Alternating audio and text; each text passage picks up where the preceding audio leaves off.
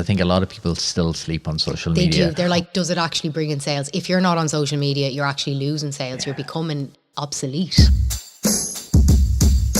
How are you? Welcome to the Entrepreneur Experiment podcast with me, Gary Fox. Today, we've got Nadia from Ashford Motors. She's figured out how to sell supercars on social media. Here's my chat with Nadia. Nadia, welcome to the pod. Thank you so much for having me. I'm going to take this opportunity to get some advice off you. I'm thinking about buying an EV. What one would you recommend? Oh, I thought you were going to ask me what to get a bra size for your wife or something like that. I thought that's where you were going with this. EV, wow, what a fiasco. Look, everybody knows my stance on EVs, and personally, as a financial decision, it wasn't for me. And when I came out, I was more so getting annoyed at how many people were ringing me trying to sell me their EVs, and I couldn't get a price for them. And I didn't want to ruin my reputation locally with customers that I couldn't get them a good deal on a car. So I just sort of came out and said, look, that's it. And then 3 months later, the stats were out and EV sales were down. They are still down 25% in July. And this has been happening since last year. Like, I come from an analysis background, equity analysis. What I do is analyse markets and trends. I've done that for years, and I could see this happening in America, in Europe, and start happening in England. And then it happened in Ireland, and everyone was talking about it behind closed doors. All the dealers were talking about it. We don't want them. They're piles of shite, excuse my language. And I was like, do you know what? I can't make money on this anymore. It's too risky. It's too uncertain for my small business. I cannot. So what happened was you put out a Instagram, TikTok post. And it was literally like first thing in the morning because I was so annoyed about the whole thing. And I was like, I'm going to lose money here. I can't take a hit. So I put out a TikTok video, and boom, it was like Nadia Whistleblower EV Part 5. It was just like... But people went mental. Yeah. Like, the reaction was crazy. It was crazy, and like huge support and loads of messages from dealers and people working in main dealers going, we would love to say this, but we can't. Because you can just, if something doesn't work out for you, a main dealer, you just throw the car back to the manufacturer. They'll absorb the loss. Right. But because I'm not biased, if I could make money on EVs and as a sustainable income long term, and also look after my customers with them, I would do it. I'm not biased. I'm a secondhand car dealer. You'll go where the money is. I'll go where the money is, and where that there's actually a long-term, long-term fundamental value there for even customers. So customers are having issues with like batteries going or cells going and it becoming very costly. There's a lot of like issues around here that's like bigger. So skilled knowledge, we don't have that in Ireland. We have very little skilled knowledge when it comes to EVs. A lot of workmanship, they've gone, they need a lot of technology, they need a lot of skilled labour. So things are still really expensive fixing an EV problem versus an ICE car that's been around whatever years, because they do argue with you, ICE versus EV. Yeah, but it's like iPhones. You don't want a secondhand iPhone. Technology changes so quick. Yeah. The second thing is infrastructure. The infrastructure hasn't changed here. We have 1,900 charging points whole of Ireland. Norway, which is a similar population, has 25,000. Wow. So that's the difference. Do you think we're too early, or do you think EVs will never happen? I think definitely they might happen in the future, but it's not going to be the end goal. I think EVs would work really well as a second car at home for short runs, and they need to be a lot cheaper than they were. Like, you cannot be paying 100 grand for an EV, for a battery powered car. The Lewis is an electric car. The Lewis runs on electricity. An EV is a battery powered car. Okay, there's a nice little spicy start for us. Spicy link.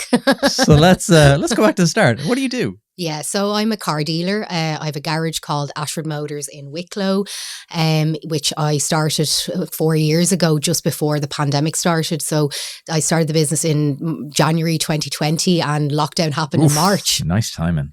Perfect timing. So I was born out of uncertainty, I think, and I was born at a time where, everybody was online, and, I kept my margins really low at the beginning, which was very helpful because I had to. I was uncertain. I didn't know if the business was going to work. I come from a finance background, so this was totally new to me as well. And I think I was just born in a catastrophe, which kind of led me to how I had to kind of operate the business from the early days. How'd you get into it though? How'd you get into cars? Yeah, so I was a analyst, equity analyst, and then a stockbroker, and obviously a really good corporate job. It's not even 9 to 5; it's like 7 a.m. to like 8 p.m. every day. That's finance for you, and it's like 5 days a week. Then you're studying on a Saturday. I did my postgrad in Trinity. I did my stockbroking exams in UCD. I was studying for my CFAs, so I was really like, getting qualified in this field. You're on the track. This is where I was going to be. And I was working with all these. I was working in a Shark Tank with 18 guys. I was the only girl. And the other lady, that she was the head of the whole team, so she was feisty. So it was just the two of us, and I was very junior. I was working with all these guys, and they were on crazy money, and they were traders, and they were just mad. They loved their Porsches and their Range Rovers and their M5s. And I was like, oh my God, I'm going to need a car, like a nice car. Were you into cars? No, really, I wasn't into cars. Like, I always knew what a nice car looked like. But I'm like, I would never, like, I'm not a mechanic. Now I know my way around a car, and now I know a good car versus a bad car, how cars should drive or what to look out for. But I'm still not a Formula One mechanic. You don't need to be to sell a good product or service. That's why I have good mechanics in place to do that work for me. So I took out my first loan. I bought my first flashy car, and at the time it was a 08 BMW 320 M Sport manual in the white, and it was just out of this world. I just felt like I'd made it, and it's that big first loan we all have, and I ended up selling it in a car park on my lunch break one day, made a few quid, loved it, did again, and I just loved it. And then I you started trading your way up the cars, just did you? trading, and so I was making a few quid, and then I drive it myself, and then I'd sell it, and then I'd make another few quid privately rather than trading it in and buy another car. And then I just met people in the trade that way and built up relationships and stuff like that. And then I just decided to quit my job just before the pandemic because I wasn't happy. Why? I don't know. I think I just wasn't happy being in a box. And it was, as much as it was, I was on a very good wage, and guaranteed up to whatever I wanted to be. And, it was very tough because my whole background was education based. My mum, single mum, brought me up here, and her thing, she didn't want me to struggle. She struggled her whole life. So she was like, education. So when I told her, like, look, I'm leaving my fancy job as a stockbroker, going to sell cars on the side of the road, like, she was just like, wanted to disown me. What did she say? Oh, she was like, everything I've done for you, like all the money I've spent on you, because like it was Trinity's not cheap, and she didn't have the money to do it at the time. She had to do a payment plan and everything, and you're going to let everyone down and all this type. Wow. And I was like, just trust me and just wait. I never listened to my mom anyway. Like, we're always fighting growing up, but like, because we're the same. She did that to her parents, and she overcame so much in her world, and then she just wanted me to like have a better life than her. But I was like, no, I want to do things my own way. And also the culture, she comes from a different culture than I do. I've been brought up in Tala, for God's sake, and she's Somalian Muslim, so there was that kind of growing up and stuff. But like, we're so close now, like, because she sees now, she's like, okay, I actually have more time for her now, because I do, you know what I mean? And I can buy her nice stuff and, do nice things for her. And I think she's happy now. Now she's super proud. Like, she has my calendar. She's like sending the calendar to all the uncles. No way. And she's what's proud. Nadia up to these days? Yeah, well, I'll send you a calendar. Yeah, she's like, proud. okay. She's like, I'll take 10. I'm like, I'm charging you. I love that. No family discount. Yeah. Going green, becoming more sustainable, it's everywhere, right? Everyone wants to be greener and do their bit to help. But sometimes, for your business, there are more important things to do. It's hard to find the time. Well, take it out of your hands, because it's all in a day's work for your local enterprise office. They have the time and the experts to sort it for you. And the best bit is, it'll help your business, save you time, money, and energy. Perfect, right? The Green for Business audit will assess your business and tell you where you can make changes. And the new Energy Efficiency Grant will help you pay for those changes. And your local enterprise office will sort the whole process for you. Go to www.allinadayswork.ie/green, fill out the form that takes less than 2 minutes, and your local enterprise office will take it from there. Going green? It's all in a day's work for your local enterprise office. But I want to share a game changer for your business, Azure Communications. When it comes to print and marketing solutions, these folks, led by CEO Jenny Johnston, are the real deal. Whether you need an eye-catching brochure, sleek business cards, or a full-blown digital campaign, Azure Communications has you covered. They're not just about high-quality prints or digital campaigns, they're also about delivering great results. And here's the best part. Just for listeners of the Entrepreneur Experiment, you can get 20% off your first order. Just give them a call or go online and use the code VOX20. With personalized service and fast turnaround times, Azure Communications will help you make the impact your business deserves. Trust me, when it comes to making your brand stand out, Azure Communications is the provider of choice. Check them out at azurecom.ie, use code VOX20 and elevate your marketing game today. Many of you listening to the pod are business owners and savvy investors, but have you been introduced to peer-to-peer lending? Peer-to-peer lending is the practice of lending money directly to other individuals or businesses without the need for a traditional intermediary like a bank. Property Bridges offers you the opportunity to lend directly to experienced home builders across Ireland through their innovative online investment platform. Investors earn returns of up to 9% per annum, and your money is fully secured against property. To learn more, visit propertybridges.com. Property Bridges is regulated by the Central Bank of Ireland. So how did you know, right? Because that's a huge right turn. How did you know it was the right thing to do? Because that's the big thing for most founders that are listening. They're like, oh, I've got this idea, but I just don't know. Yeah, I didn't know it was the right thing to do, but I knew I built myself up to a point that if it didn't work, I could go back to a job like that, no issue. And I think when you're side hustling, because I suppose that's what I was doing, and you're in a normal job, you just have to get to a point where you can financially leave your job, like you are making enough to get by, that you can stop your monthly paycheck and jump in 2 feet, because this will never grow if you don't. Yeah. But you have to get to that point. And I didn't get to that point for a while and then eventually I was like, no, do you know what? I've enough there to put a lease out for a year. And it was a cheap yard, as some garages will call me, or they did call me, don't call me anymore, a backstreet garage, actually. Backstreet garage. Very, very well-known garage called me that there recently. And I was a backstreet garage. I was a nobody in a yard in the middle of Wicklow, and the pandemic hit, and then that's what really pushed me on social media. What was your plan? Survive, pay the bills, make money, all the non-emotional stuff, just day by day. Just get going. Just pray to God I'd sell a car, and then you never know when you're going to sell a car. So selling cars is all about turnover. So, you buy a car for $2,000 or whatever it was, and how quickly you're going to sell that car and make money so you can reinvest that and buy another one, because you're only working with your capital at that time when you're building, or your loan, your personal loan, whatever you choose to start off with.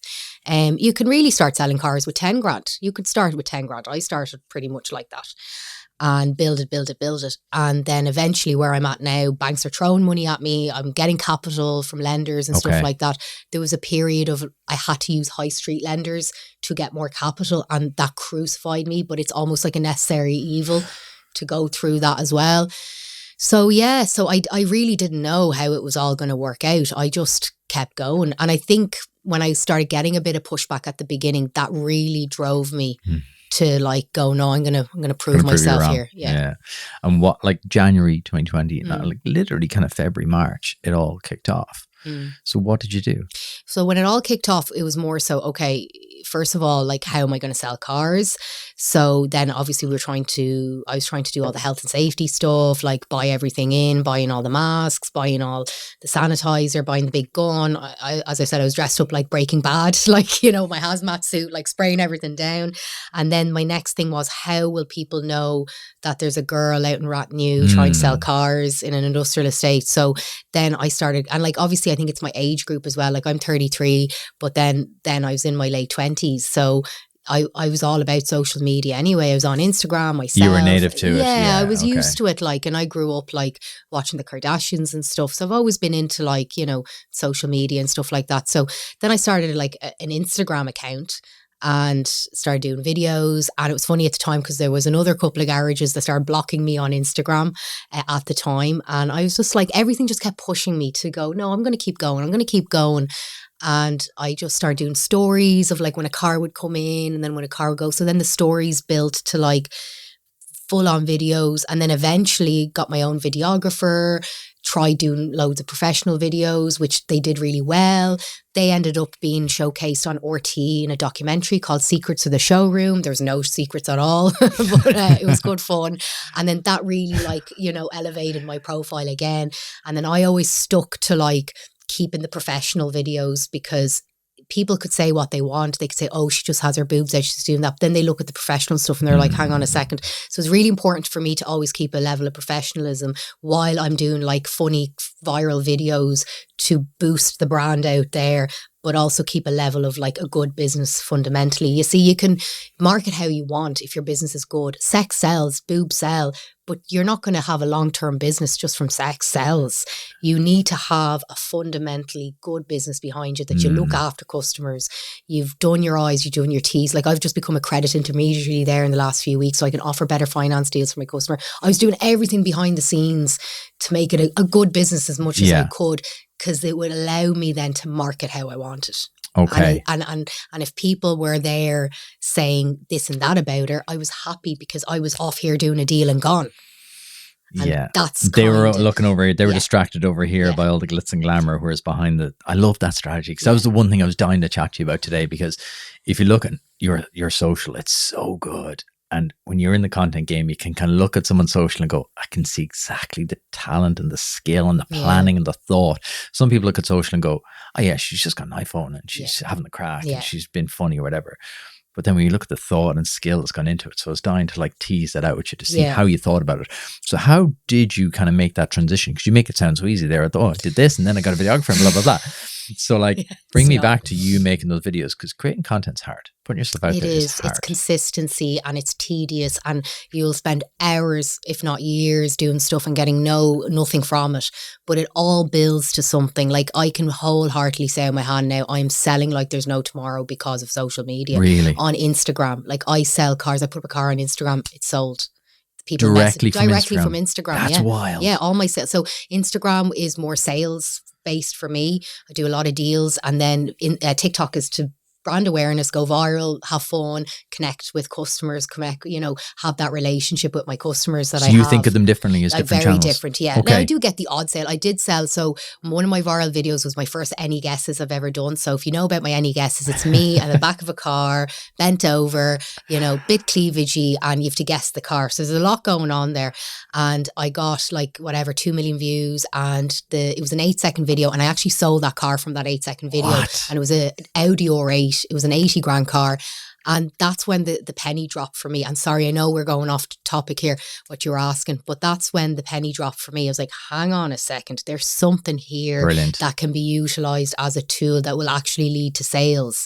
Everyone that comes out to me or rings about a car, they know me. They're like, Nadia, how are you? Saw your video last week. Actually, I'm ringing about this car. Or keep me in mind if that car ever comes in.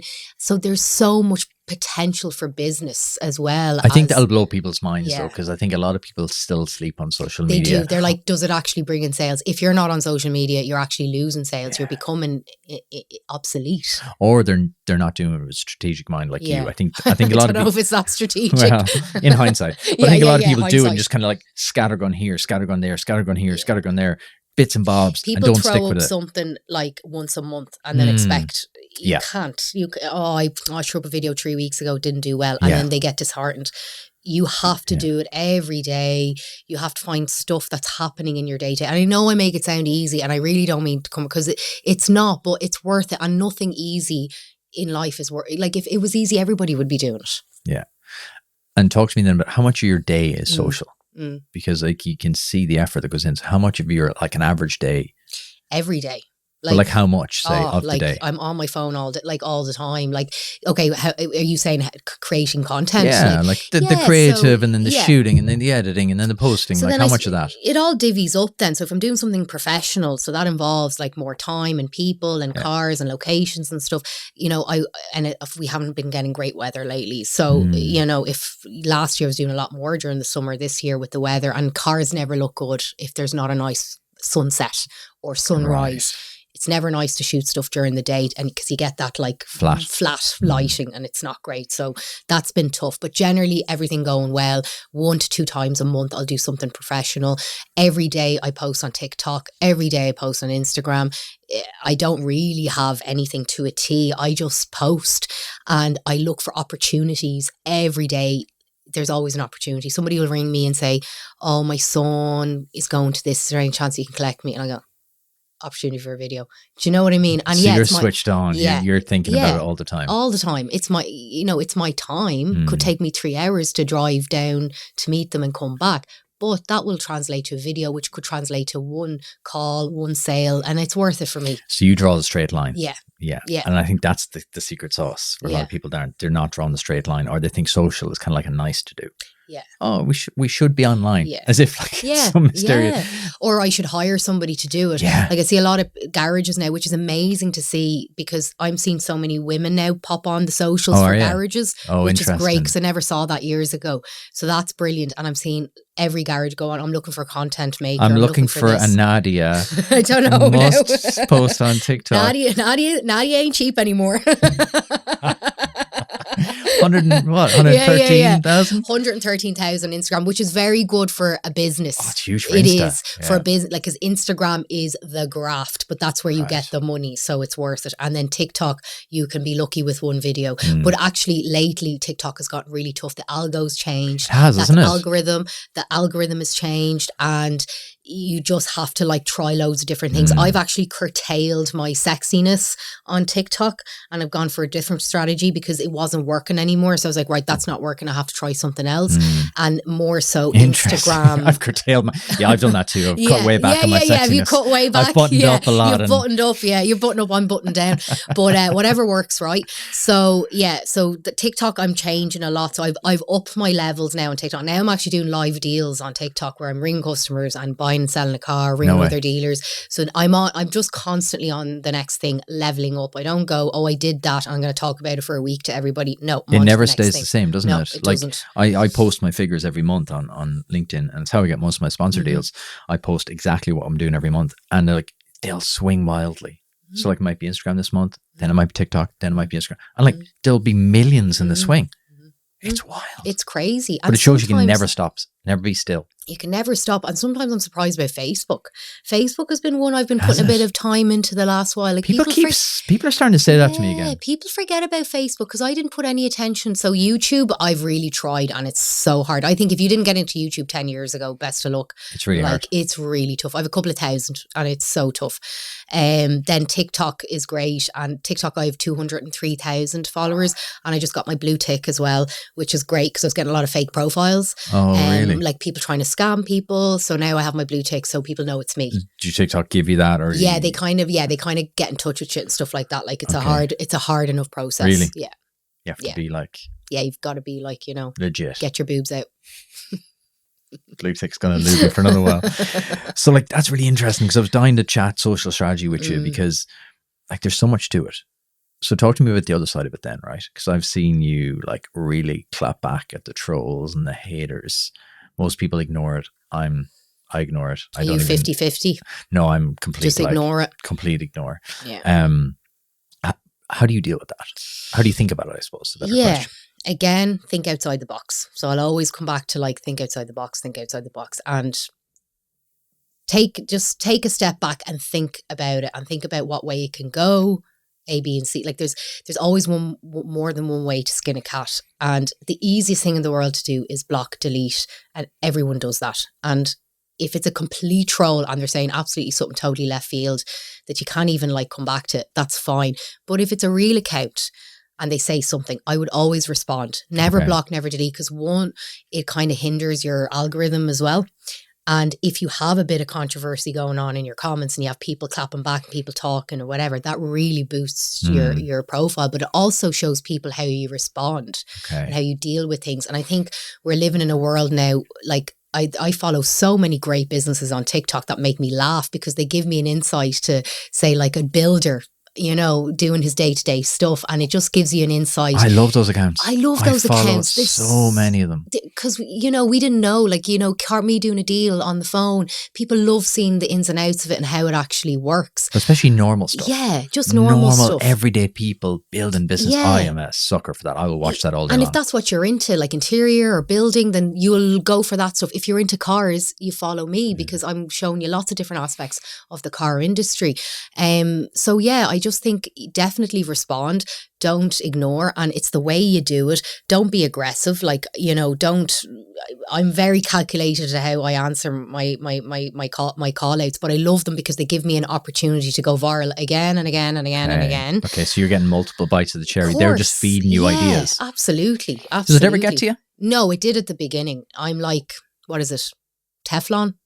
Caviar? What is it? Kevlar? Teflon, yeah. Yeah, Teflon. Oh, I'm like Teflon now. There's nothing you could say to me now. Just bounce straight off. Okay. Yeah, you have to be like that though. It's not for everyone. And I always say whenever I do a video with someone as well, like, look, we monitor the comments, of course, especially with other people in our videos, because you have to be mindful of people's mental health and how they'll take comments and stuff like that. Because it's wild. It's TikTok's wild. A fucking It is wild. space. Yeah. And then user 7777, Yeah. you're a prick. You're like, Yeah. oh, insightful. Thanks. I know. DJ Big Balls hashtag. Yeah, I know. But it's always user 77777. Yeah. Like, I'll see patterns of like people create accounts to Yeah. comment on the videos. I think they're like strategically placed trolls for like. I've started something. to think that. I've started. Here's my tinfoil hat. Conspiracy. You love conspiracies. I love conspiracy theories. I think they're like troll farms. Yeah. I think it's whether it's TikTok or someone else. Yeah. I think they're troll farms, Yeah. just like commenting, because like some of the comments and the engagements are off the charts, and Yeah. you're kind of going, who would be arsed? Yeah. Yeah, no, definitely. It's especially if there's like an agenda or something that wants to be pushed or whatever. And I always say, look, never believe what you see. There's always something else going on. We're kind of programmed to live in a world where there's rules and regulations, and we live in this box, even though we don't like saying it out loud.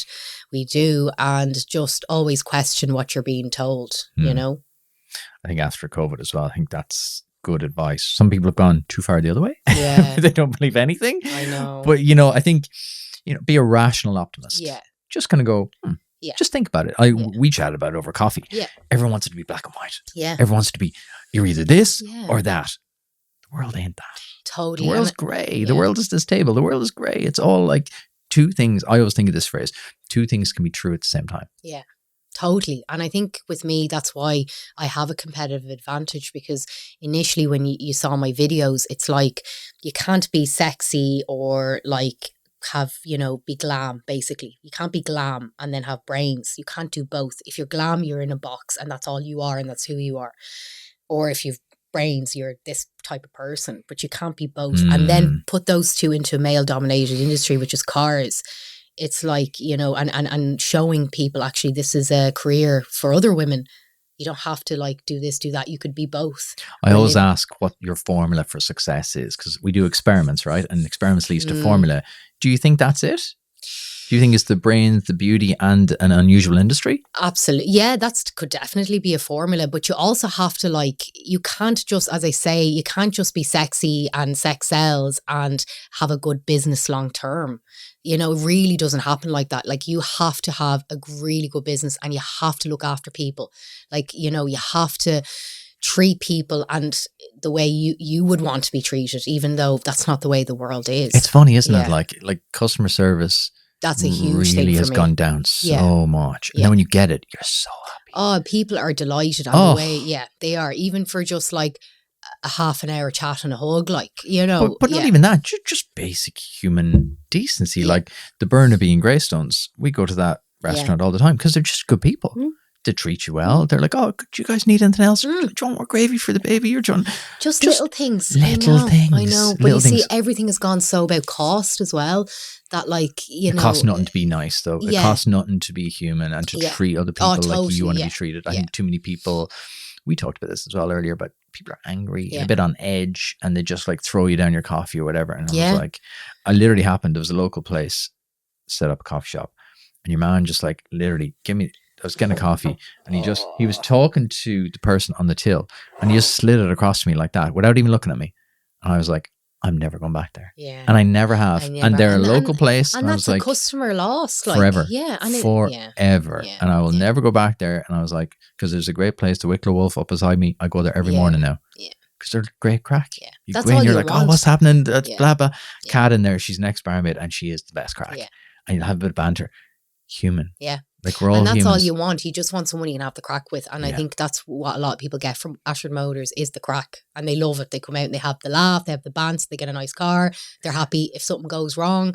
You know, a percentage of cars, there always might be a problem. They're secondhand cars. They get good, looked after, good aftercare customer service. Then they're happy. That's it. It doesn't take much. It doesn't take much to actually make customers happy.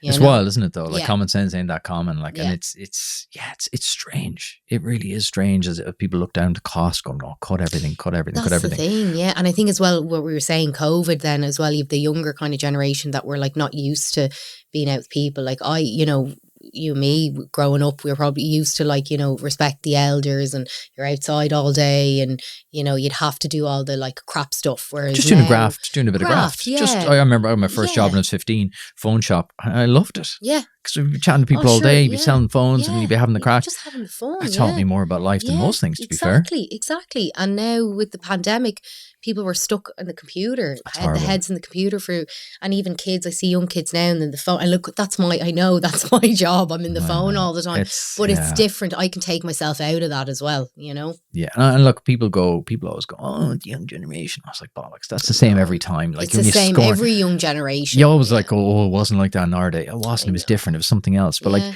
you can't help but kind of feel sorry for them. Like they've had 2 years of their life gone. Just gone. So if you're 17, say, when the pandemic starts, so you do your leaving online, you miss all the leavings for holidays, the crack. You miss college. You don't go to college. So you're sitting at home. You're doing your lectures in your bedroom. Everything on your own. It's not the same. How could it not affect you? Yeah. So I think people are very cynical. People are always going, it's not the same. You're like, of course it's not the same. Yeah. But it'll level out. We talked earlier about everything goes in cycles. Yeah. Everything's cyclical. Yeah. We always think, this is different. Yeah. No, it's not. It's not. Everything's happened before. Yeah. It's just about being able to be calm and just keep motoring. No pun intended. But I love your attitude there. Like, I always think of, you can take what you do seriously, but don't take yourself seriously. Yeah. Don't be so uptight that you're like, no, not at all. We're not a brain surgeon. Yeah. We're not, like, thank I'm God. a secondhand car dealer. I've no ego. People know, like, you know what I mean? I take the piss out of myself every single day. And I think if you remove your ego from it, people lose deals with having big egos. Like, oh, my customer, you can't go to that person. Where I'd be like, yeah, great, go to whoever you want. Do you know what I mean? Like, if you don't be so greedy and you want everything for yourself and you've your big ego. You have to lose, I have to win. That's zero sum. I'm like, let's Nadia collaborate. has to lose for Gary to win. Exactly. I'm like, how can we like collaborate? How can I work off you? How can you work off me? But that's how I always recognize a great founder or a great business person, when they're open. Yeah. They're all curious. Yeah. They're asking me questions, going, how does this pod work? Yeah. How does this, where do you find people? Yeah. Like, yeah. They're not coming up against you, like. They're not going to go, skeptical, going, pods, they're never going to work, Yeah, and it's a sure sign when someone is cynical straight off the bat. I'm like, I don't need to invest any time in you. No, this you want to be a positive positive person. You have to. No, look, of course, don't get me wrong. We all have our negative days, and you just want to throw the blanket over your head. But in general, you have to be able to get yourself out of that very quickly. I think as a business person, don't you? Yeah. 4 years. Yeah. That's serious growth. Yeah, it is. Like that's whopper growth in 4 years. Like most businesses barely survive for the first two. Yeah. Like you've really kind of like accelerated it on.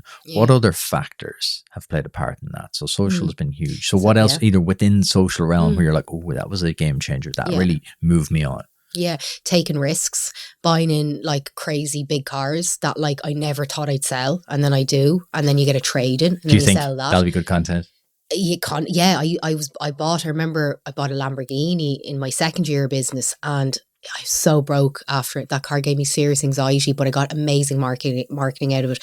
And I knew having that car would be one or two things. I'd sell it and actually make money, but like no one sells a Lamborghini in Ireland. It's so hard. Really? Our market here is totally different to the UK because of Brexit and VRT. So for example, like a VRT, which is changing the plate for UK car into Irish car, on a Lamborghini will cost you about 100 grand or 115 grand. Whoa, just to bring it in. Just to bring it in. So you have to be on an extra 100,000 than your man in London to have the same car. So that's how even small, again, the market is in Ireland. And we just don't have the same market. So even selling like a Porsche, or like I sold a 2023 X5M a few days ago, it's a 200 grand SUV, performance SUV. Even selling something like that is huge. I sold an RH yesterday. So anyway, back to this Lamborghini, it stressed me out so much. Eventually, though, the marketing I got out of it actually got me other business from other customers that were like, look, will you sell my car? Oh. Do you know what I mean? Oh, cool. So yeah, I get it now. It was a little bit of fake it till you make it. And it was also putting let me say this right, the cart in front of the horse. Yeah, good. Because I'm not very good with Sounds saying. right to me, yeah. So that's it, yeah. I almost grew too big for my boots, and then I had to fill it. That's kind of what happened. I made this amazing big platform, and I was selling some stressful months, like every business does, and trying to get credit. And they wouldn't look at you because you're starting out. You have to build it. You have to show some financial accounts for a couple of years. And I was showing a healthy profit every year. And then last year was my best year. And then bought the new premises, which meant I had to pay my tax bill in like a week because they used last year's accounts. Then was all of a sudden the banks were ringing me, throwing money at me for capital. Yeah. So I'm able now to double my sales from this year to next year because Amazing. The banks have given me money. I can get away so you've broken that threshold of like having to like exactly like just sell to buy. Exactly. Okay. And getting away from the high street lenders and getting like a great rate and everything, really can be done well and turn over and make loads of money, and sell loads of good cars. So it's really tough. So at the beginning, I really put the cart before the horse, and then I had to just fill those boots. I like that strategy though.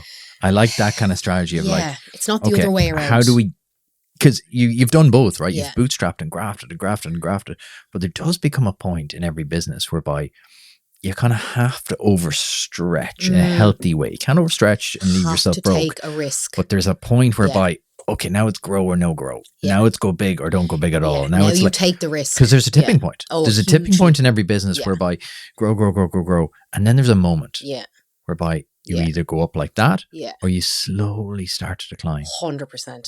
And that is taking the risk, whether that's like buying that crazy car. So that's what I did. I bought like a big car, and like to sell a big car, you need an amazing reputation and brand behind you. And I didn't necessarily have that. It's only going for like 2 years or whatever.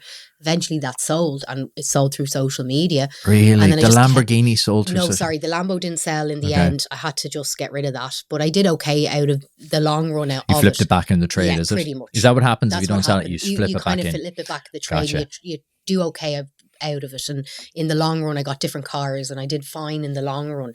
But what that allowed me to do here was create an amazing platform, an amazing audience. And then after a couple of years of doing that and growing, I started doing a bit of consignment. So consignment is basically like you're an estate agent. You sell the car on someone's behalf. And sometimes these cars are so rare. And a lot of garages do it in Dublin and Ireland, but they don't talk about it because it's kind of like, oh, shunned upon. Oh, I consign cars. Like these cars could be 200 grand, 300 grand. Like, so you take a percentage. You take a percentage, like a fee. You don't see an estate agent buying a house. Yeah. Do you know what I mean? It's I know the same what you mean. thing. And because I built such an amazing platform, and because my business is good and I have good customer service, and I'd always at the beginning, you sell yourself short at the beginning to get them really good money. So then they come to you. You know what I mean? And then obviously as time goes by, you start to go, no, actually, I need a bit more out of that because that was really a stressful deal. I had to buy out a trade in and there was nothing in that in the end. And then you end up kind of getting to a figure that works. Yeah, well, you have to try. I mean? Look, that's why I call it the entrepreneur experiment, because you have to keep tweaking. If you just go, no, this is the formula, I'm not deviating from that, you'll go broke because you don't know what's going to work. You don't know what's going to. You can't learn. You don't know what that number is. So you just do a few, and then it's great. So the consignment, which is a part of the business now, is an amazing part of the business because it's like a revenue stream that has no risk on my behalf. No overhead, apart from your marketing channels. Just me and, prepping the car. And they're so fresh that they don't really come back under warranty. So at the beginning I was taking maybe a few older cars and then getting bit in the ass. And now I'm like, okay, now I know what to do. Okay, because you sell it out as a 12-month warranty or Yeah, something. you give on it. warranty with the Okay, cars right. and stuff. Yeah. So like that's an amazing part of the business now. And people will only consign with me because they know they have my platform and it's the best platform in the country. Yeah. That's powerful, isn't it? Yeah, it's great. And that only came about because I put the horse after the cart or the cart after the Cart horse. for the horse. I'm gonna stop. Intentionally, yeah. But maybe kill that analogy just in case we're kill both that. wrong. Yeah. We'll let it out. No We'll one's let gonna it know. out. Yeah. I think that you've touched on something there, and you've kind of touched on why I do this podcast. Yeah. Because people are like, oh, podcast, huh? Do you make money from that? I'm like, yeah, I do. Because attention is the new marketing. Yeah. This is the new marketing. Yeah. People still think, oh, we'll do traditional marketing, we'll do print, and we'll do this, and we'll do that. And you're like, or you could build your own platform and not be beholden to Google, Facebook, Meta. How many times have we heard that? I've heard this so many times from entrepreneurs. Oh, we built big on Meta, and then they changed the algorithm, and we went from 100 grand a month to 5 grand a month. Oh my God. And then you're goosed. You're goosed. No, your business is sunk. You need to make it it's definitely flexible. Well, my previous business was on one platform. It was on Airbnb. And I always knew it was a business of a time. And then COVID happened. And obviously everything sunk. But I always knew that. Yeah. But I knew that the next business I would build would be platform agnostic. I would have control of everything. I would have control, and that's the content. People don't really understand. It's like a secret. I think we're ahead of the game here. People don't understand content is the new driver. It is, yeah. And people don't know how to do it still. People are literally on their phones and like... It's bad. It's like it's 5 really seconds. bad. If you don't get them in that 1 second, you've lost them. That's what it's got to now. Yeah. So as much as I love, like I'll always spend money, there'll always be a percentage that I'll spend on professional videos. I think there's still a place for all of that, like, you know, like real professional, like done up videos. And then you're safe. You know, yeah, I do. Absolutely. You know, but also like you need to catch people's attention very, very quickly. Yeah. And the influencer world now has changed where people on TikTok 2 years ago were just TikTokers and now they're real influencers for brands and stuff like that, and just seeing that change. I find it interesting, the snobbishness. Yeah. I find it funny when people like TikTokers look, or Instagrammers look down on TikTokers, and then traditional media look down on us, and you're kind of Instagrammers, it's all the same, guys. It's all the same stuff. And it's all Instagrammers attention. are very different to TikTokers because I think what TikTokers got big because of viral, because of authentic, like really like, not because they looked great and everything was perfect and into these little boxes, but because they were so authentic, you know. I love, and a great example is Garen. I absolutely love Garen. He's huge now. Oh my God, he is blown up. And he is who he is. Like he's exactly who he is on social media in person. But it's a bit like you said. Yeah. He's not just an online personality. He's very talented. Yeah. I didn't realize that until I watched his videos. So it's like, I saw him actually with you. I think that's how I discovered him. And you did a kind of like a skit video. And then I clicked in. I was like, oh my God. And he's an amazing singer. Voice. And he's so funny. And he's just this big like giant. Like he's so tall as well. Like, but it's what you said earlier. Is like, there's no point being cool online or being sexy online if there's nothing else there. Yeah. And I think that's what happens to a lot of people. Is that they kind of blow up. Yeah. It's good and bad, as in like they get their 15 seconds of fame. How do you keep it? Blows up, but then there's nothing there behind it. It's the people who can have longevity behind it going, this is a strategy. They got their break almost. Like they had something and then they got the break online. Well, they were building on top of something. I think a lot of people, if they go viral kind of quickly with something, it's almost like the kiss of death. Yeah. Because then it's like the hook to a girl and stuff like that. What is she? I know. I was looking at her. I'm like, what does she do now? She's just doing everything. She's just famous now. She's just famous. For being famous. Yeah. But you know there's going to be a bang. Yeah. And because unless she transitions very quickly into something, either she gets a TV show or just something, there has to be a revenue behind it that's not beyond like someone paying you to come on their show or paying you to sponsor. Oh, can you do a shout out for this? Stops eventually. Well, there's going to be a new hook to a girl next week, or there'll be some, like, what baffles me is how fast things go on TikTok. Yeah. Like the virality is bananas. I know, it's great. Like even the EV thing, to touch back on that, and it's like, that was just like that. Like I got contact from the UK, even news outlets from the UK, Northern Ireland, like everywhere. I was on every mainstream media about it. I couldn't believe it. It was like the one thing that everybody was talking about, and it was happening. And because I had the right platform, because to say something about it, everyone, the penny dropped, and it was just like bang. So the merch, right? Yeah. Speaking of revenue, right? Yes. I got such a giggle out of this last year when I saw you do this. I was like, oh, did you genius. buy one? I didn't buy one. For I might God's get a sake. gift And this you're year. local. I know. Oh, God. Don't think Michelle would be delighted. She comes They out to my say home that gym and then there's a calendar, Nadia. The amount of women that bought them for the brothers. Really? One girl bought it for her granddad, who was like 86, and he's a huge fan. And I did a video and everything to him. And that's brilliant. it was Christmas Day and he got the calendar and he was so happy. And they sent me, the granddaughter sent me the video, and it was just... Explain it though. Explain. You did, because a few people messaged me. They're like, that's genius. A few a mate of mine's a mechanic, and he's like, that's genius because she understands the motor trade. You understand like the old school, the flashback, the old school calendars. And that's kind of part of my marketing as well, because I think we've gone so one way, and there's nothing wrong with a bit of like going that way, but we've gone so one way that people kind of still miss the old way. So like when you think back of like girls being slapped on the car bonnet for Porsche ad, every big car brand has done videos back in the day, or 10 years, 20 years ago, of girls in bikinis, whatever. That's like, that was a norm. That's kind of stopped now. Well, call it what it is, right? The world has gone woke. Yeah. The world's very completely woke. Yeah. It's gone too kind of that way. So I've come out and I'm doing it. I'm bringing it back a little bit, but I'm doing it for me. No man is paying me to do it and make. That's the power. And that's the power. That's the power. And that's the power. And it's funny, people miss that subtlety. Yeah. People it just whoosh. Yeah, it just goes straight over their head. And I'm like, this comes back to you're playing them like a fiddle. You watch and think outside the box. But it's so funny to watch you just play it like a fiddle. You just like Puppet Master behind going, they don't realize. Like, there's me again. I don't know if you saw the one I did yesterday of me in the Porsche. I got inspired from an old Porsche ad of a girl running and she sees a Porsche and she just flashes it. And I don't know, I put up yesterday and I did it so quick, but everybody's pause game is amazing. Everyone was sending me screenshots and I was like, oh, damn it. Like, I did it so quick. Oh, no. You've caught me. I know what you're doing. But yeah, no. And also, like, you know, it's very simple. Like the motor trade, when you sell cars, like 80% of my customers or even 90% of my customers are men. Like if I had to depend on women to make money, I'd be broke. I love my women customers and I have loads of them.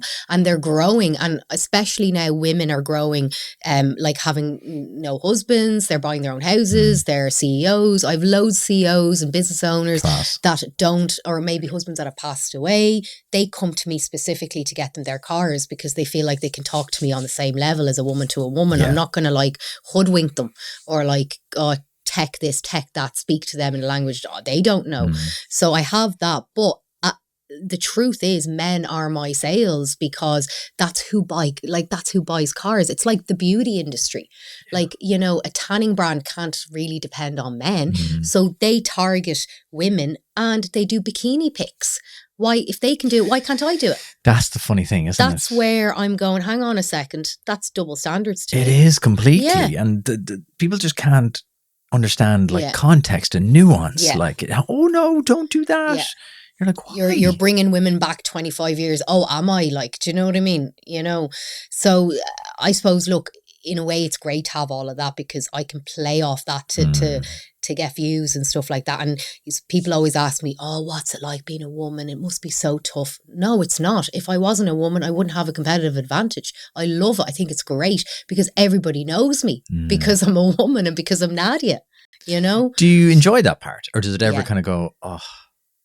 I love it. I do. And genuinely I do. I like, there's never been a day that someone hasn't come up to just see me or see me on the road, wave at me. Cool. Like, and I get it everywhere. Even like in the airports, I got recognized in Kenya from an Uber driver. Yeah. He's like, I just saw your TikTok. Or like, that's wild. It's crazy. Yeah. Like in Lanzarote, when I go, I get recognized everywhere. And that is kind of cool. It is cool. Like, it's cool. I love it. I'm like, oh, how are you? Because I still can't believe they're talking about me because I'm just having the crack, like, you know. Comes back to not taking yourself seriously. I always find it funny when people like get like, I'm going to use inverted commas, famous. Yeah. And then they're like, it's so hard. It's so hard. Oh, you know, and you're like, oh, come on. It's not hard. You've not brought this on yourself because that's the wrong way of putting it. But like, you know, this is what you've worked for. This is part of it. Don't then piss on people just because they're excited to see you. Because to you, this is every day. To them, this is once in their lifetime. So and like you see people and they're like running up to you. Oh my God, can I get a picture with you in a car? And you're like, yeah, of course you can. Like, absolutely, I'd love to. And like, of course, I'm not always, you know, I'm an extrovert, but I'm also an introvert. But I get that time. I'm a night owl. I don't get up early. I'm late to everything.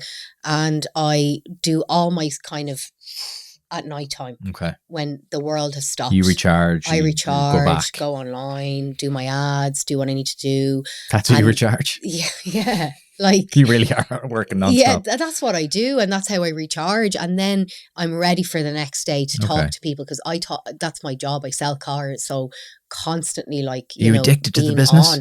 Yeah, very much so. Yeah, I just feel like I'm onto something here, and I really believe in myself, and I don't back losing horses. I love that. Yeah, I love people who are passionate about what they do. Yeah, too often you see people going through the motions. Yeah, you're like, life's too short. Now, look, a bit of that is hindsight as well. Like, if you asked me 2 years ago, I'd be like, oh, I'm falling apart. Right. And you have to get through that period. And then things go wrong, then things go right. Then one thing, and then you go. Tell me about it. Yeah. You're like, fuck, I actually sold that car. Or I actually sold that car. I can't believe I did it. And then people believe in you and give you a bigger car to sell. And you know, you get things right. You do what you said you were going to do for a customer, and you keep your word, and that goes around. It doesn't matter about how big I get on social media. If I do a good deal with one customer, he'll tell 10 people, and they ring me, and they might never have seen me on social media, and they're like, you sold a car, you got him what you agreed. Take my car. Yeah. I don't even want to meet you.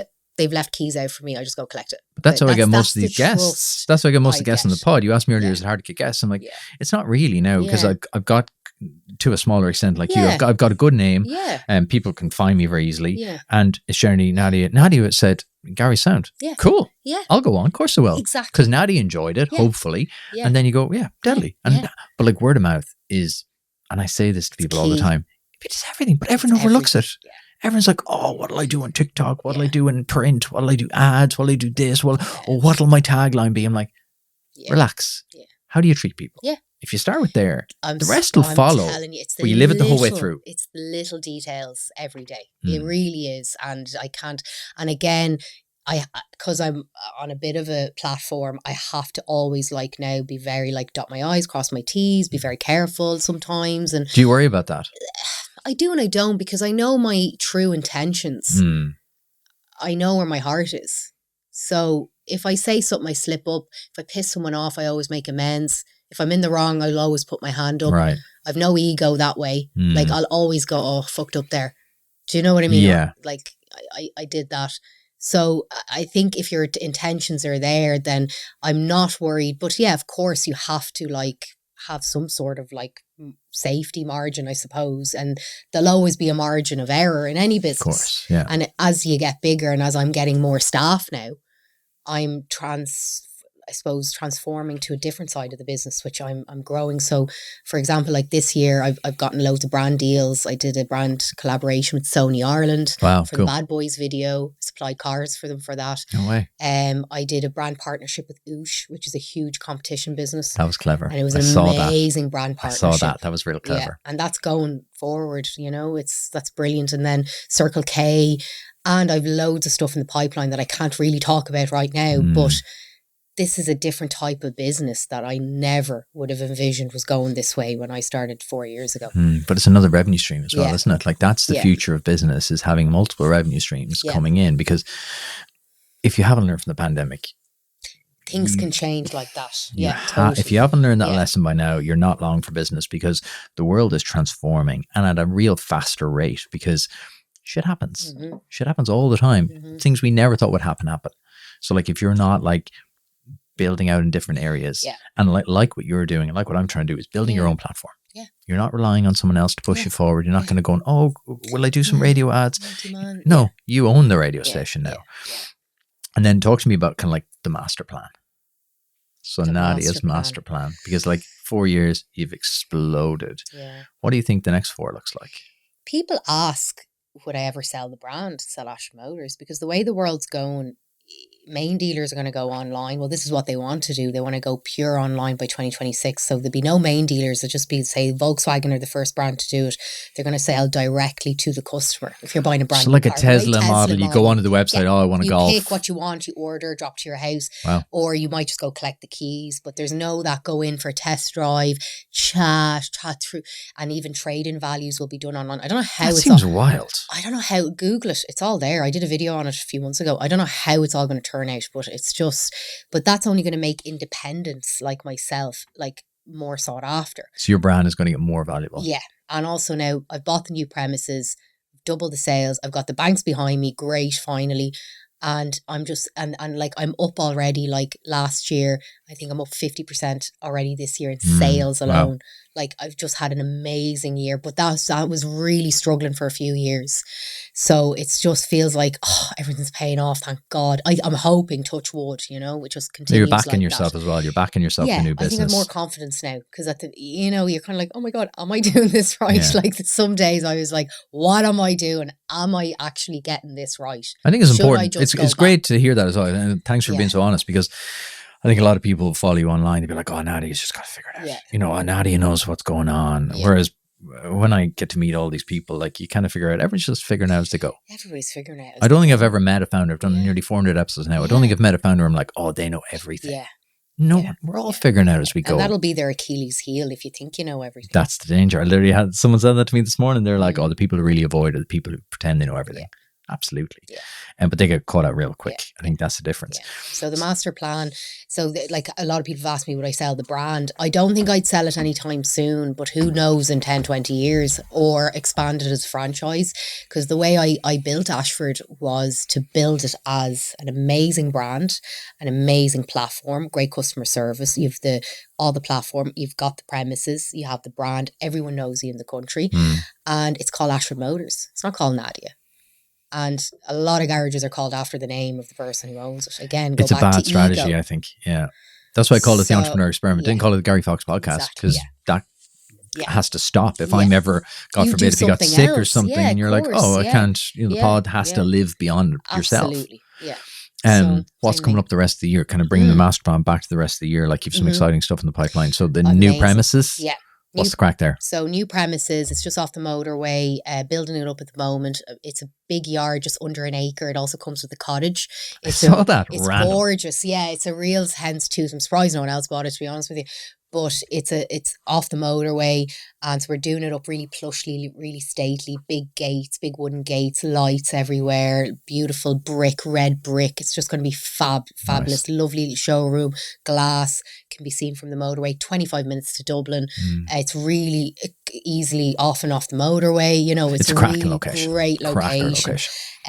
So hopefully being there in the next 6 to 8 weeks, I'll have a big open day and stuff like that. We'll be down. Absolutely invited. And then obviously I'm going to build like a bit of a media hub there as well. It won't just be like car sales, but I want to maybe have a podcast one day. Who knows? I don't know. I don't know if I'd be good at it. That's the future. That's the future. I'll build something there. I keep saying this to people. People reach out to me all the time going, oh, I'm going to build a podcast studio. Can I get your advice? I'm like, don't. No, just build a media studio. Yeah. Build a room where you can create content. Great stuff. Yeah. I don't know if it's going to be a podcast. I don't like. But have a room that's multifunctional, almost like a movie set. Yeah. Have like this thing, and people are like, oh yeah, that makes sense. Yeah. No one's done it. Yeah. And I keep saying to people all the time, and I'm like, don't build a podcast studio. Advice falls on deaf ears sometimes, and you drains know what? me. You'll drain yourself doing. But now I charge people a consultancy fee. Well, there you go. I do consultancy on a Friday. Yeah.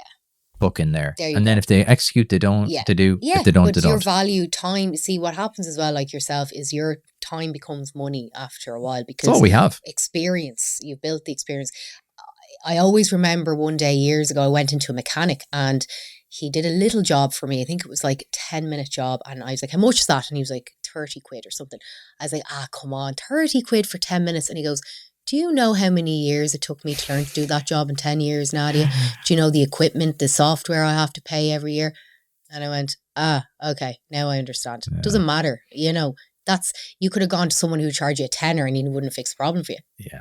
So that's a huge thing. Like, people have to understand is that like your time and experience, everything you've learned, like that is worth money. And it is. And then calendar. Yeah, the calendar. When's that coming out? So I'm starting I'm so bad. I said I'd start shooting 3 months ago. So last year, September, I had a glass of wine. I went on to Instagram and I just randomly said, I'm going to do a calendar. And the next day I woke up and I went, oh my God, why did I do that? Because then I had to fulfill it. Yeah. So then sometimes you got to do that though. Sometimes I'll do this in the pod a lot. I'll test out an idea. I'll put it out going, hey, would anyone like to do this? And then if people reply, I'm like, oh, we'll do it so. Yeah. Because if you kind of plan it, if I never plan anything, so if I planned it, it wouldn't have happened. You get in your head as well. Yeah. Like, calendar, I don't know. So went a huge success. Like I didn't know if I was going to sell 20 copies or whatever. I sold over 1,000 copies. Really? Yeah. And I raised €5,000 for Men's Aid, which is my chosen charity. Class. So the calendar it's really it's so tasteful. It's not your like calendar that you would think. And everyone, describe it for people that don't know what the hell we're talking about. So basically it's 12 cars, 12 supercars. This year I'm going to do it a little bit differently, but I don't want to give out the goods just yet. But last year it was like we had a Aston Martin in it, so I did a James Bond theme.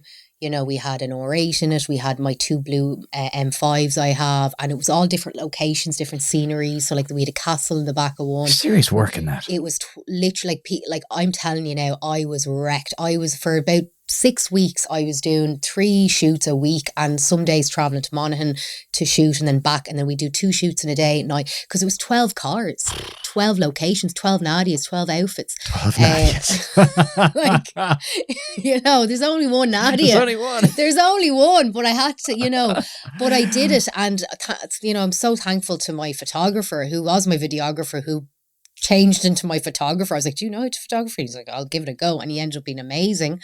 And so we did it, and it was the best calendar ever. And it's really tasteful. Of course, it's a little bit sexy because it's a calendar, but like, trust me, guys, if I was going to make the quick bucks, I would have, like, the amount of OnlyFans agents have been on to me. I would imagine. Like, if that was my end goal, I would have done that. Like, that's not my end goal. Were you ever tempted? No. Yes and no. No, maybe at the beginning I was more so curious, but at the moment, no, because I've so much ahead of me in terms of other brand deals and stuff like that. Like, I get reached out every week for different brand deals, and I'm very picky what I do. Okay. I've never sold myself short from day one. You'll never see a video of me like going, I'm pushing this week, I'm pushing that this week.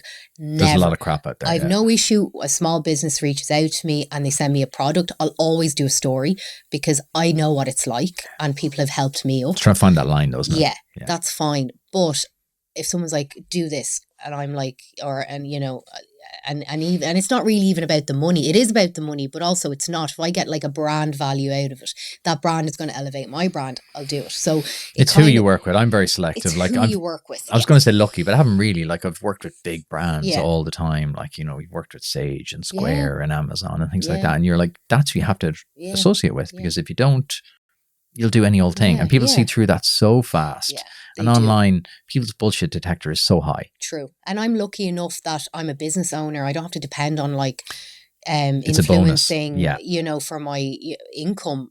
Like, I'm lucky enough. So that side of things is like I really pick and choose what I do. And that's a secret sauce as well. I Yeah. don't think people realize that. Yeah. That, you know, if people are under pressure Yeah. to make money Of from course, you can't blame them. they'll That is their kind job. of do a lot of stuff. Yeah. And you're kind of going, Yeah. I don't really know what you stand for now. Was it if you stand for nothing, you'll fall for anything? Yeah. Yeah, but and then the other side, you can't blame them because that is their job. It's like you know, it's like advertising. You know, that is their job. I at the know, end of the but day. they're, you know, you kind of, it's like you some said. motoring journalists, like they get paid by the car brand. And 1 week they're telling you how EVs are great. I stopped reading reviews. And you're looking at them going, hang on a second, you're saying EVs are great. Last week you were saying they weren't great. Do you know what I mean? That's the problem. And that's the problem with, I think, traditional media is that, you know, you touched on it earlier. Like, there's a narrative always behind the thing. There's power behind things. You know, advertisers now have such a huge stranglehold on traditional media because traditional media is struggling. Yeah. And the advertisers can dictate what goes in and what doesn't. Like, that's the reality of it. If we don't realize that now, you've been living in the clouds. Yeah. So it is important that independent people are an actual independent voice. So you kind of go, EVs are shite. I believe this. I don't believe that. And you go, okay, good or bad. At least you know Nadia stands for something. I just immediately unfollow if someone's like, I don't know. Yeah, bit of this, bit of that. And you're like, just pick a fucking side. Yeah, pick a side. Pick a side. Yeah. Don't be so vanilla that you're like afraid to say something in case you offend somebody. Yeah, because it's their income, isn't it? At the end of the day, they're afraid they're going to lose a sponsor, or lose this or lose that. That's why I love Jeremy Clarkson so much. Oh, Clarkson's Farm. I loved Clarkson's Farm. That got so me through relaxing. COVID. Same. Oh, that was amazing. But he's done amazing. You know, he's taken over a pub now. Yeah. He's doing, Genius. But like, Genius. Who knows? Ashford Motors might have something like that down the line.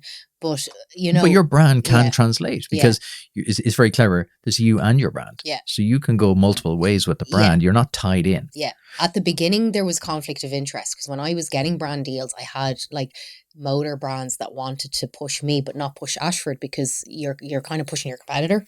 Do you know what I mean? It didn't make sense. Ish, but not so really. then I had to kind of split and kind of go heavily on Nadia versus Ashford Motors, because at the end of the day, yeah, it was a bit of conflict of interest. So now people kind of, they can differentiate between the two quite easily, you know. Hopefully, you're listening to the pod and you're feeling inspired. Maybe you want to do new things in your own business, or maybe you have that brilliant idea you've always wanted to bring a little bit further and see if it works. So why not right now? You listen to the majority of the guests in this show, and they've been helped by the local enterprise office at some stage in the journey. They have something for everybody. Whether you have that idea you want to develop, you want to get your products to new markets, you want to innovate your existing products, or you want to expand staff and premises, they have the supports to help. So why not today? If you want to start up or grow your business, then contact your local enterprise office today. Before we do our quick fire round, Oh yeah, I always ask, well, always, this is a new thing. oh yeah, Your formula for test it out on me. Great. there you go. Seeing behind the curtain here. Yeah, Your exactly. formula for success, because right, experiments leads to formulas. Yeah. You know, formulas like X plus Y equals Z, right? So what would your kind of couple of core things be to go, that's led to my success for the last couple Does of it have years? to be 4 things? It can be any. It can be 1, can be 2, can be 10. Consistency for sure. Taking a risk. Consistency, risk. Keeping your word, I think, is a big thing. So it's 3. Yeah, hard work, graft. There's no real, you know, you can't. There's no easy route. There really isn't. Okay, spoiler alert. Why I'm doing this is that everyone always asks me the same question. What have they all got in common? What have all these elite people? And And I'm what like, do they? they have tons of things and nothing. Yeah. There's no one formula. There's no one formula. Right? And that's why I want to ask this, because I want to have like you a want to whole... see like a thing, see if you can see a trend or something. Not even that, but like, you will see trends, but I want everyone to pick their own thing out, because people ask me, I'm like, well, I don't know your situation. I don't know what you want. Everybody's different. Yeah. Right? And I'm trying to bust that myth. I'm trying to bust this thing of like, everyone puts everyone else on pedestals. Oh, Nadia's up there and this guy's up there and she's up there and I'm there and I'll never make that. I'm like, I'm trying to bust all that apart to go, look, everyone has a different way to the top. We're all, Take one thing off Nadia, one thing off Ben, one thing off Gary, and make your own formula. That's kind of what I'm trying to drive at here. So there is a method to my madness, believe it or not. Absolutely. And guys, listen, if I can do it, or, you know, seem like I'm doing Oh, don't it, give me any false modesty now. We've done so well so far. Listen, immigrant, mixed race, female, everything's going against me. Or you know. it's all going for you. Whichever way you look at it. What book would you recommend people should read? So I'll be very honest with you. I haven't read a book in the last 4 years because I haven't had any time. But previous to that, I read Obama's first book. I think it was called My Father's Dreams or something like that. And it was a great book. He's a great leader. He was one of the great leaders. I kind of do like Trump as well now. I don't want to get into that because, you saved the best for last. I'm going to have to ask you a question about that. I know. I think he's an amazing business person, and wouldn't mind him getting back in, but like, I think he's just... That's the clip. It took us 1 hour and 3 minutes, but we've got the clip. Nadia says elect Trump. Oh, gosh. Anyway, so back to Obama. Can't I like both? Great book, and he really made me kind of become really comfortable with me being mixed race, because he talks about being mixed race growing up in America, because he is half black, half white. And, you always feel like you should be more one or more the other. Okay. You don't know where you fit in the world, because I am literally half and half. So I think it gives me a lot of empathy for black people, for white people, for everything that everyone's going through, because I'm half of half, literally. But he spoke of a story in his book where he was in school one day and he kind of found common ground with his black friends. So he was with his black friends and he was like hanging out with them, whatever. And a white guy walked by who said, "Oh, hi," and he kind of miffed him off. And one of his black friends said to me, he was like, "Don't ever do that. You're half of him and you're half of us. So don't ever treat the other side less than the other." And that was a great book for me, because it really made me kind of realize, get a bit more comfortable with who I am. Cool. And they don't have to be business books. I like when people go, no, this actually made an impact on me. Again, it goes back to formula thing. Everyone's unique. Yeah. What's something you to learn the hard way? Life is not fair. Fair is something you pay in a bus. And just because you treat people a certain way, it doesn't mean they're going to treat you like that. But don't let it stop you from treating people that way, if that makes sense. What a one-liner. Stealing that one. Thank you. What have you sacrificed to achieve your success? Nights out, nice clothes, holidays, family time, gym time, that type of stuff. Okay. For now. Yeah. What would you do today if I give you 10 million euro? If I'm very money hungry and I'm in my life right now, I'd probably reinvest in myself, in my business. That's an easy answer for me. But if I was in the latter stage of my life, I would buy an island really, really far away. I'd make sure I was self-sufficient and I'd leave the world behind. It's a good answer. Laura, whose episode went live today, Laura Bonner, that was her. I don't even think that was her answer to this, but she did say that to me. She's like, when I make it, I'm gone. Yeah. I'm going ghost is what she said. Yeah. I'm going ghost. It's funny. Yeah. The people who kind of like build a lot of social profiles, Yeah. you really want to just like Yeah. leave it behind. Yeah. What's something in your daily routine you wish you started sooner? This is going to sound cliche, but definitely the gym, like a healthy physical body, a healthy mind. And now don't get me wrong, I love to pig out, I love my takeaway, but everything in moderation. If I give you 1 million euro, you can invest it in one company or one person, not yourself. Who would that be? I was going to go for myself. No, easy answer, easy cop out. I always got to caveat that. Who would it be? I think and this is going to sound morbid, I'd invest in crematoriums, mortuaries, and or food chains, very well-known ones that have gone through the test of time, so like Tesco or Costco or Walmart, because everybody eats and unfortunately we all die. What an answer. That's brilliant. Giving it all your crematoriums and Tesco. Well, that's what the round is here for. If you start a new company in the morning, what would it be?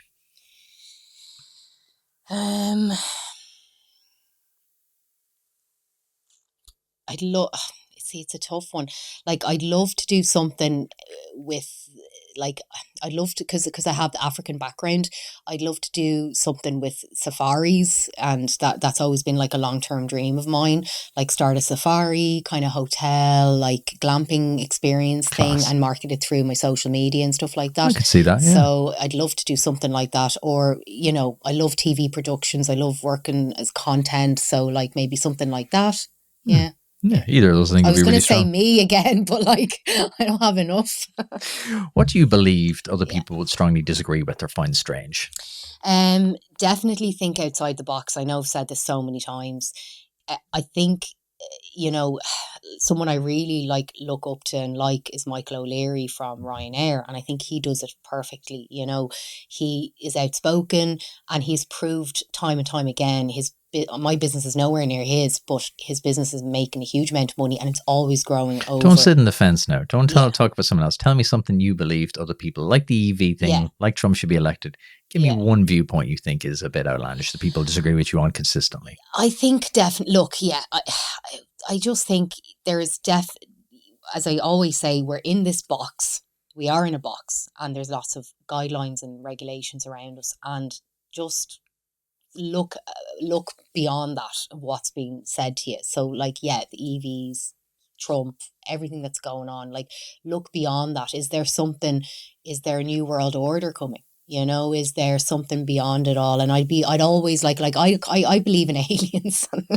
Some people will think I'm crazy for that. This is what I want, Nadia. That's the answer I want. And all that type of stuff. Of course there has to be life out there. We can't just be the only ones here and stuff like that. And I just think that's one side of me and that's another side of me. But definitely EVs as well, that's another side. We're just not there yet. And yeah. Lovely. What's the best thing you've spent 100 euros on?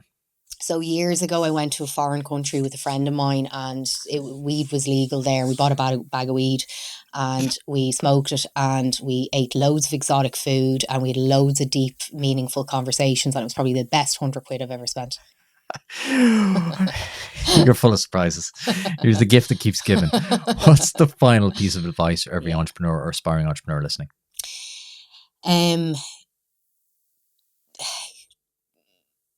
Concentrate on the small details first. Look after people. Keep your word. That's a huge thing. Even if it means you losing the deal, even if you don't make money, if you've kept your word, but that deal will come back to you in other ways. Take the risk. If you don't take that risk, then when you're very comfortable, that's when you take the risk. When you become comfortable, because if you don't, you won't grow. You'll go the other way. Yeah. And you'll become lazy then. And that's what will keep your drive going, is always keeping yourself under a little bit of pressure. Not saying go too much pressure, but a little bit uncomfortable, because that's what will keep pushing you and pushing you and pushing you. If you become really comfortable and the money's just coming in every week, you just get lazy. Slow and all decline. of a sudden the money gets spent and it starts eating away. So keep that hunger. And yeah, think outside the box. You know, where is the rule book? Where is the rule book? There is no rule book. So as long as you know you're a good person, you've a good business, your foundation is good, you can market how you want. Nadia, that was 1 hour of great crack. Oh, thank you so much. Where can people learn more about you in Ashford? Yeah, so Instagram is a great base for me to communicate with people, because I'm on it all the time. So I respond to you quite quickly. So now I do miss the odd one, but generally. So Instagram, Ashford Motors, or TikTok, Ashford Motors, or just Google Ashford Motors. We're on it all. We're on everywhere. We'll find you. Nadia, thank you so much. Thank you so much for having me.